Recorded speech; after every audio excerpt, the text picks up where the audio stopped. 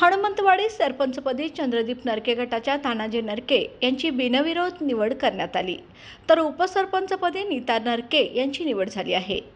हनुमंतवाडी तालुका करवीर येथील सरपंचपदी नरके गटाच्या तानाजी धोंडीराम नरके यांची बिनविरोध निवड मंडल अधिकारी नेजकर यांच्या अध्यक्षतेखाली करण्यात आली। हनुमंतवाडी येथे 4 वर्षापूर्वी शिनगारे पती पत्नी सरपंच उपसरपंच म्हणून होते, तर आज सासरे सरपंच तर सुनबाईची उपसरपंचपदी निवड झाली आहे।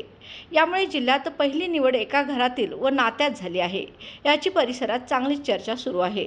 यावेळी माजी सरपंच उद्योगपती संजय जाधव, संग्राम भापकर, कविता जाधव, संगीता शिनगारे, समृद्धी पाटील आदी सदस्य, तर सरदार नरके, दिलीप खिलारी, शिवाजी नरके, संभाजी नरके, बाबूराव नरके, राजेंद्र नरके, सुनील पाटील, विष्णू नरके, संजय नरके, संदीप भापकर, सर्जेराव शिपुगडे, लक्ष्मण जाधव, विष्णू जाधव, शिवाजी कामत, अण्णासो पाटील, मोहन भापकर, बाबूराव धनगर आदीसह पदाधिकारी मोठ्या संख्येने उपस्थित होते। निवड होताच नरके समर्थकांनी भव्य मिरवणूक काढण्यात आली।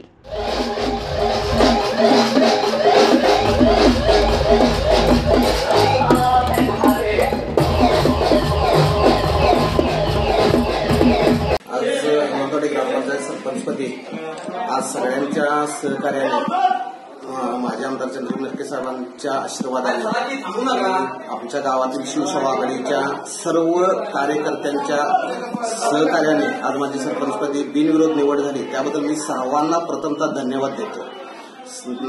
चंद्रदीप नरके साहेबांच्या माध्यमातून गावात जेवढी जास्तीत जास्त विकास कामं करता येतील तेवढी विकास कामं मी गावामध्ये करण्याचा प्रयत्न 100% करतो।